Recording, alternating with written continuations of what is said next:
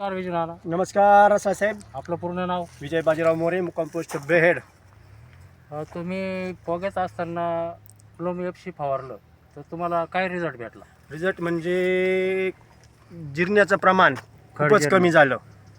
आणि तुम्ही बघू शकता झाडावरती डावणी वगैरे? डावणी कुठे क्वचित, म्हणजे एवढी नाही. पहिल्यासारखी जे रासायनिक खतं आपण वापरायचो तर डावणी हा विषयच नाही. कंट्रोल लवकर झाली, म्हणजे नव्हतीच अर्थ.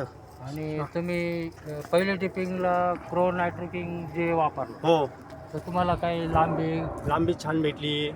शिवाय दुसरी गोष्ट, एक सारखा मणी आहे. कूज गळ हा प्रकार कुठलाच दिसून नाही राहिला आज. नाहीतर मागच्या वर्षी माझं जवळजवळ 80% कूज झाली होती. 80-90% कुजून गेलो होतं रान. प्लम एफशी आणि स्प्रेडर 90 100% आजपर्यंत 4-5 स्प्रे झाले. इतर रासायनिक खत याचा केमिकलचा 1-2 हात झाले. बाकी इतर टोटल आज 32 रान झालेलं आहे. दुसरा कुठलाही वापर झालेला नाही. आणि शेंडा वगैरे कसं काय तुम्ही भेटला शेंडा तुम्हाला? बघू शकता वरती.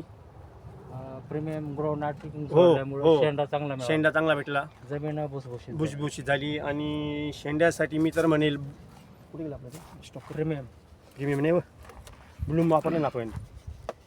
हां, ब्लूमच हातामध्ये नाही का.